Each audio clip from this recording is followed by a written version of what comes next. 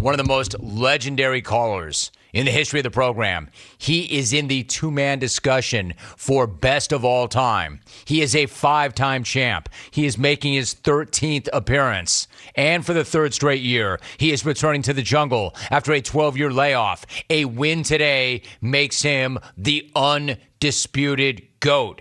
He is your 1999, 2003, 2005, 2006, 2007 champion. He is Shawnee, the Cablinasian. Sean, what's going on? How are you? Fat, evidently, Jim. That's what I am, apparently. But I'm doing good. How you doing, man? Good, bud. Good. It's good to be back on. I appreciate the invite, as always. And as I look around, the opposition becomes less and less familiar with each passing year. And I guess this thing is now Leff and Brad playing grab ass with each other and then a bunch of other dudes, including me. I guess that's the sense I'm getting. And honestly, at this point, Jim, I'm just glad I still have enough juice to come in at the end of hour number 2. I'm assuming I'm like 2 years away from teeing off in the opening segment with Silk and the Detolas like Nicholas Palmer and Gary Player at the Masters. And, Jim, I'm going to be honest. I'm not even really that worried about winning today. It'd be awesome. I could use the 5 Gs. But I'm way more worried about someone going to Stucknut and finding something I said in like 2003 that was good enough to win the Smackoff back then, but offensive enough to get me canceled in 2021. Hopefully the pandemic winding down helps calm everybody's nerves.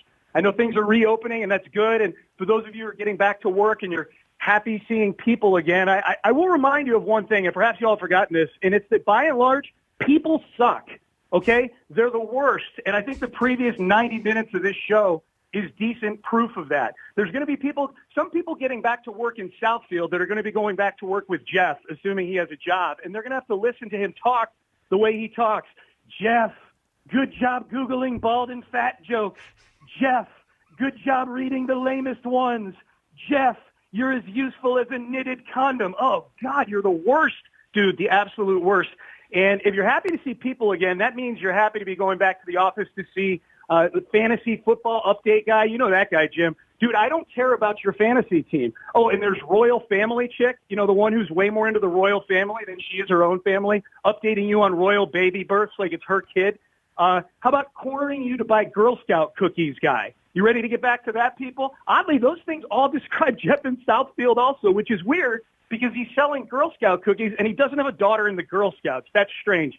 Oh, God, just rattling off these people makes me wish I had 10 middle fingers, and I would save at least one of those middle fingers for Garrett Cole, bitching about the gripping of the baseball. Jim, take a listen to this guy. It's hard. I mean, it's so hard to grip the ball. For Pete's sake. Garrett, you might think I'm going to complain about what a complete and utter bitch you sound like, and don't get me wrong, you do sound like a bitch, but did I just hear you say, for Pete's sake? Bro, you're 30. I don't know anybody under the age of 80 who uses the phrase, for Pete's sake. What, no G. Willikers or consarnate? My dad's 74, and he heard that, and he was like, who is this blue-haired Cole that pitches for the Yankees? And Cole, what's up with your voice? Between you and Patrick Mahomes, why do all the best athletes sound like Kermit the Frog? It's absolutely brutal. By the way, I will mention that the Astros haven't lost a single game since they started cracking down on sticky stuff a couple weeks ago. They had 18 hits last night. The Dodgers had no hits last night. Just saying. Looking at you, Cody Bellinger. You chode. As for the rest of you, there's really nothing you can say about me that's going to bother me. He's bald. He's fat. He's on his second marriage. He's got the testosterone level of a teenage girl. I'm reminded of all of those things every day that I'm on the radio because I've done what every middle-aged morning drive host in a capitalist society should do. I have turned all my flaws into endorsement money. My fatness, my baldness, my earth-shaking snoring, my microscopic testosterone level, I have turned them all into sponsors and a bunch of money bag emojis. You asshats. My flaws are putting my kids through college. I win. And my hope is that this inspires all of you to do the same. My message to you, kids, lean into your deficiencies. Alex Caruso, there are 18 states with legal weed. Move to one and work on your dispensary sales pitch, my friend. Deshaun Watson, you go speak for Massage Envy. It works.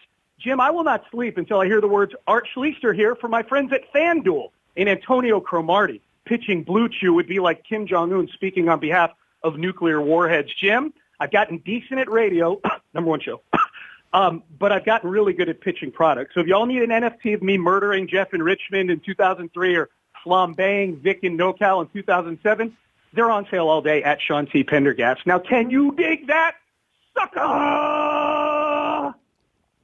My man, Shawnee.